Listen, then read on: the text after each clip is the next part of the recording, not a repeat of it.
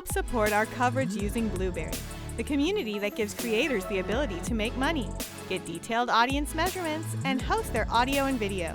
Get 30 days to try out the service using promo code Blueberry004. That's BLUBRRY004. Hello, Internet. I'm Scott with PLUGHITZ Live, part of the Tech Podcast Network. I am here at CES 2023 at the Venetian Expo, and I'm at the Unistellar booth. I have a beautiful telescope here next to me that we're going to find out about in a second, but first, go ahead and introduce yourself for me. Hi, my name is Frank Marchis. I'm a researcher at the SETI Institute. I'm the Chief Scientific Officer at Unistellar and one of the co-founders. Very cool. So most people know SETI because of the SETI at Home project. That's most people's interaction with it. But you know, I know you guys do a whole lot more, and obviously that means that you're interested in space, and here we are. Yeah, so as an astronomer, basically I noticed that people are losing the connection with space, connection with the stars. So we created Unistellar to reconnect the people, to democratize astronomy, and to make people enjoy the dark sky again. The idea is to create a telescope which is easy to use, a telescope that people can use even in cities with light pollution reduction, a telescope that guides you, and in 5 minutes you're observing the dark sky, you're observing a galaxy and nebulae. We want a telescope that people are happy to use and show to their friends, and basically can use anytime they want without having to get cables and complications. Something simple. Okay, so I have had several standard telescopes at home, but I see a lot more going on here than just it's on a tripod, point it at the sky and hope you find something interesting. So yeah, this is the Equinox 2. It's the new model. We just released it yesterday. Okay. We are doing pre-sales right now on our website. It's a telescope which is integrated. You have a digital camera, you have a computer, you have a battery, it's self-sufficient, you carry it in a backpack. I don't know if you can see the backpack, but let me show you the backpack. Here, 10 kilogram, and you can take it with you anywhere you go, and in a few minutes you open the tripod, you set it up, you turn it on, you take your app, you connect your phone to the telescope, and the app will basically guide you. So do the alignment, the autonomous field detection. He has 300 million stars in his data bank. So he recognizes from the pattern where it's located and where it's pointing. And then he tells you, okay, you can observe those kind of targets in those type of the sky. So you can click and it will move to the location. When he moved to the location, we use what we call the enhanced vision. So we stack images, process them, remove the background, some secret algorithm, and we have an image like if you have a 1 meter class telescope in your backyard. Okay, so let me make sure I get this. You get your phone or iPad, connect to the thing, it turns on, it looks at the sky and goes, I know these stars, I know where I am. Yeah. This is what you can see from here. And then on the iPad I can say, I would like to look at this, please. And it says, no problem, and points at it, and then I can look at it with image processing to make it easy to see, even with street lights and all the other crap that we have. And in color too. And it's basically technology that professional astronomers have been used for decades that we integrated into a compact instrument. Now that's cool. That really does, because again, I've had a regular telescope where you got to go, I think it's over there maybe, and you point the piece of glass and you look in it and, well, that's not it. I don't know. I give up.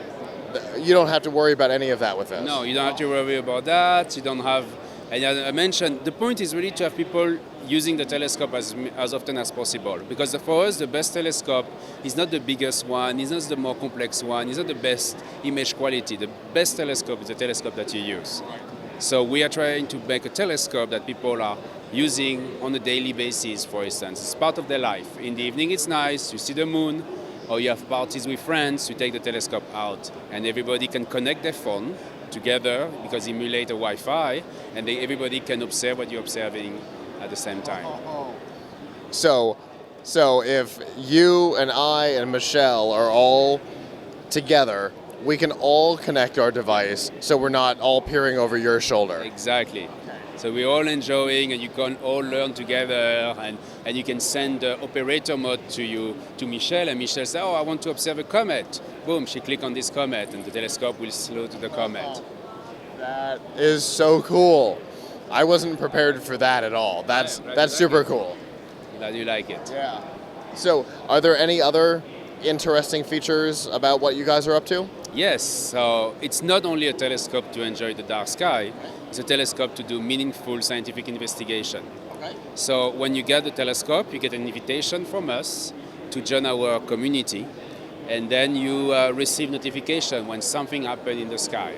That's the science mode, we call this.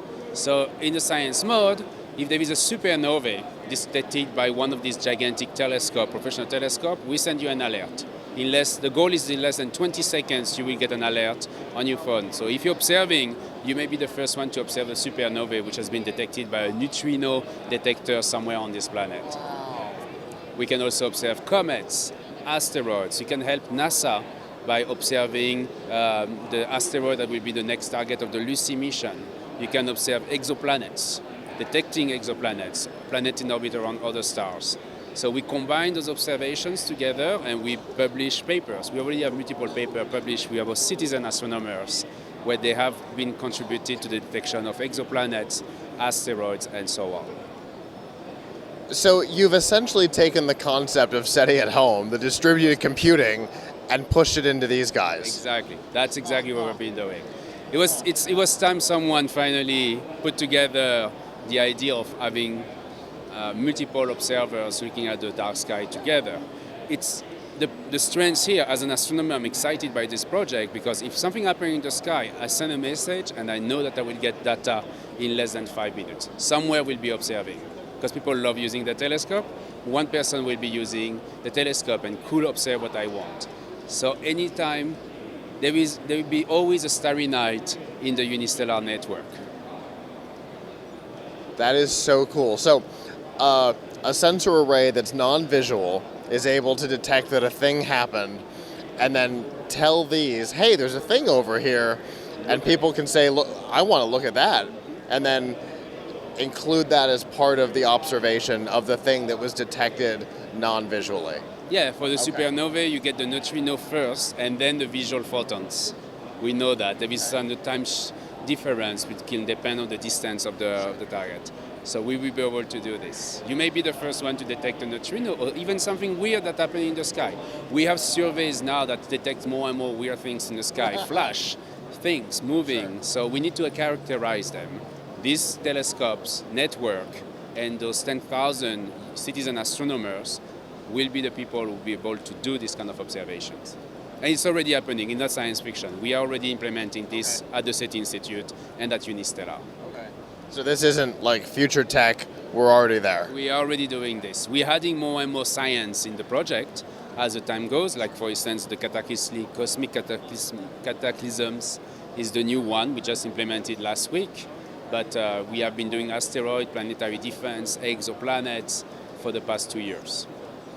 That's legitimately so cool. Now, what kind of a price point are we talking about on this? So this one is 2,500 in pre-sales on our website at the moment. The Equinox 2 just been released. And we have another model for 4,800, which is the Eviscope 2, which has a slightly better resolution and eyepiece as well. 2,500 wasn't what I was expecting. That's lower than I was expecting. So that's awesome.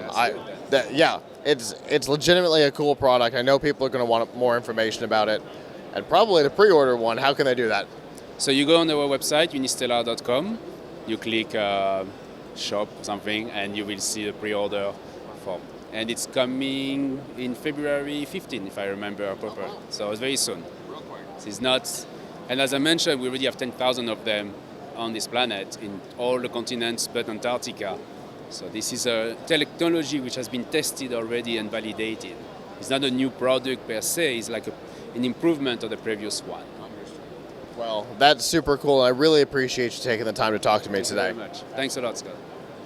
For continuing CES 2023 coverage, stay tuned to PLUGHITZlive.com/CES.